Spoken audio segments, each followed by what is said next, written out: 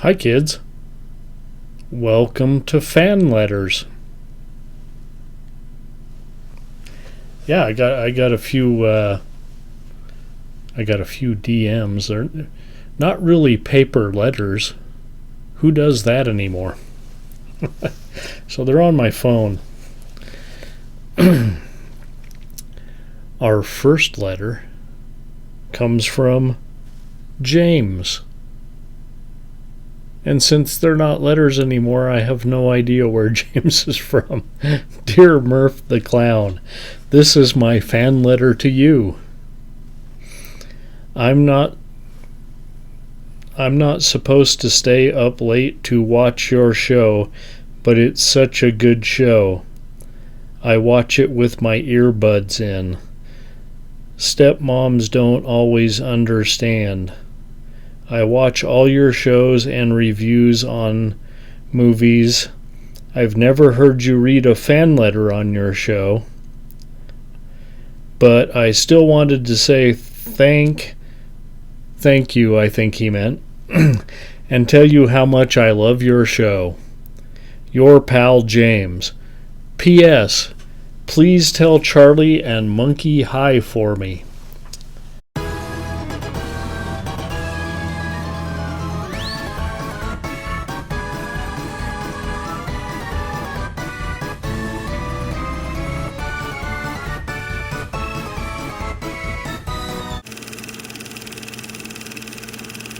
Okay, let's do it.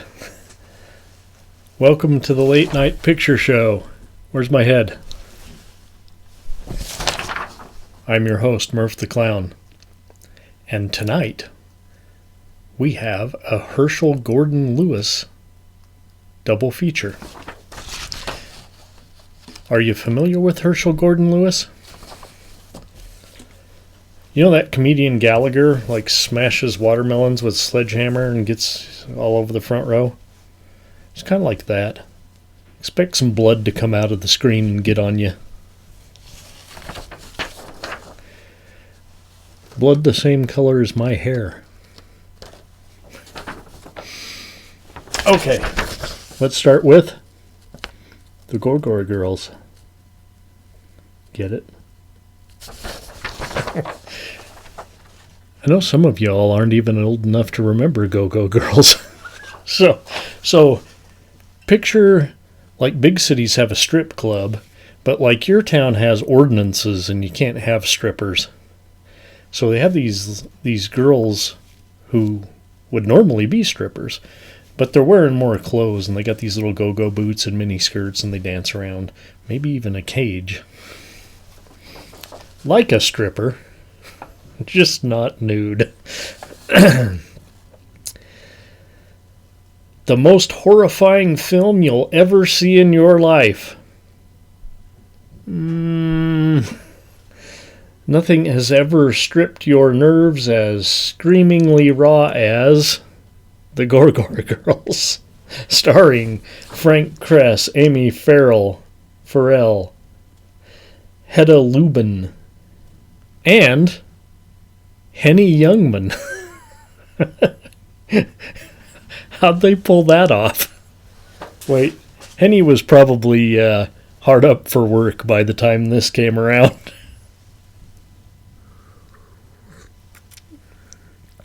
I think Henny had a bit of a drug problem. He was a stand-up comedian, for those of you who don't know. In screaming color, special effects by the same perverted madmen who brought you Blood Feast. We talked about Blood Feast. 2000 Maniacs and the Gruesome Twosome. Might have to make that a double feature. Notice, persons with heart conditions prohibited from entering this theater.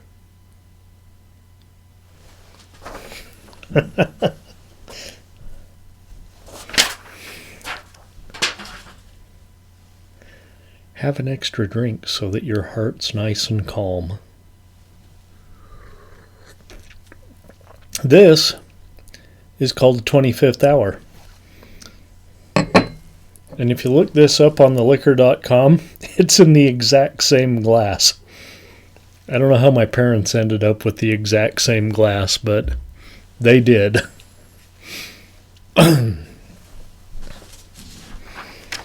Anyway, that's similar to the beatnik. Instead of rye, we've got scotch. It called for Islay scotch. But I'll be goddamned if I'm putting anything but ice in my Lafroig. This is J&B. A shot of J&B, half a shot of port wine, half a shot of Averna, and just like a bar spoon of Luxardo cherry liqueur. Liberal dose of Angostura bitters. Stir that all up. I know that sounds like a terrible mess. It's a lot of flavors going on, but it's really good. Honest. The Gore Gore Girls, 1972 shock films. Director Herschel Gordon Lewis. I think we covered that. Okay. A pretty young woman is combing her hair when suddenly she gets her head bashed into the mirror. This prompts a young red-headed reporter, Nancy. We'll call her Nancy Drew. Oh, hold on. Never mind. To ask, like the big reporter in town, apparently, a pompous sleuth. Get this name. Abraham Gentry. Doesn't he just sound like an asshole? There we go. Pardon me. Well, Nancy wants to solve the mystery, but she needs Gentry's help because she's kind of green. She's a green redhead. Gentry snootily pokes around, pissing off everyone, especially the waitress Marlene, who we need information from, and stumbles right into a second murder, with Nancy in tow. This one's had her face removed, and then debrained with a cleaver.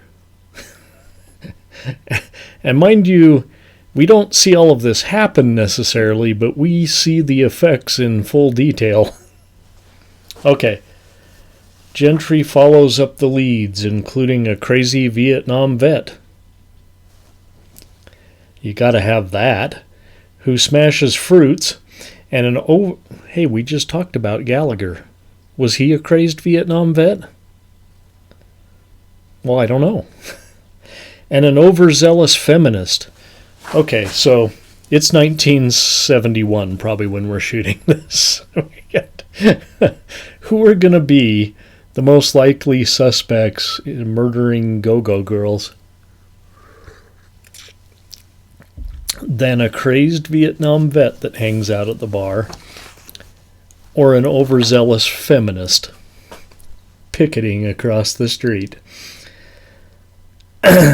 Anyway, this feminist, she's already led a raid on one of the strip clubs.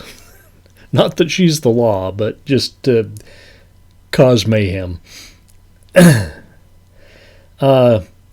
Gentry continues his investigation, taking what he can from the cops and throwing them off course with his inane conspiracy theories. A third victim gets her ass pounded with a meat tenderizer, and a fourth and fifth steamed to death with an iron and deep fried head. Yeah. Stuck her head right in the deep fryer like at McDonald's. And that one we did see. After this, Gentry goes right to the boss, Marzone Mobley. Who wrote these names? These are worse than James Bond character names. And that's Youngman, who helps him develop a big talent search. See, Nancy will be the bait, unbeknownst to her. He loads her up with zombies. Not walkers, but, you know. You ever had a zombie drink?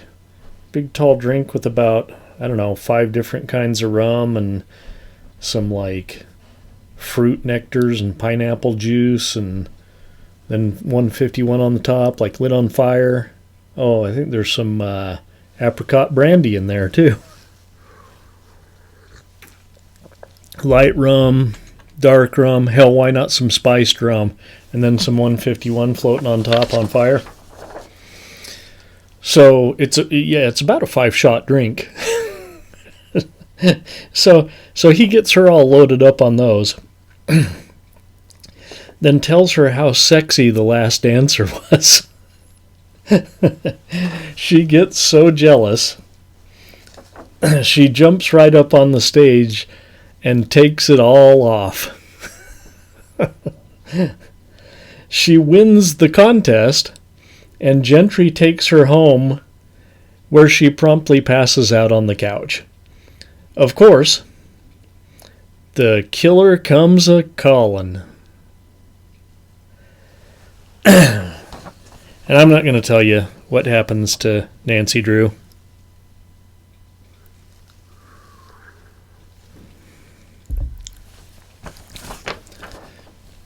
We're just going to sum it up here.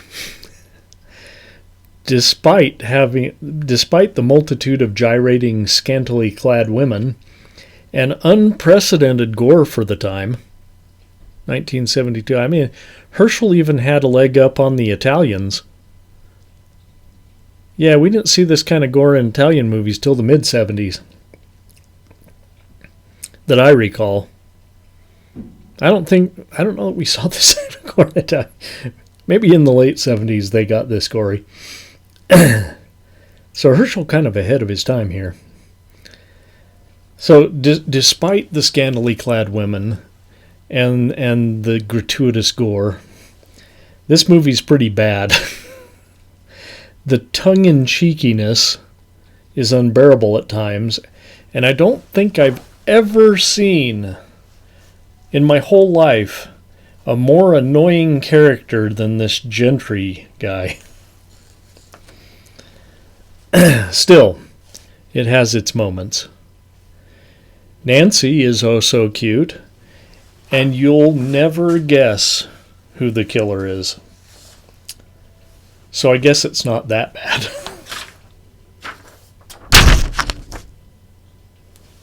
I got that draft again.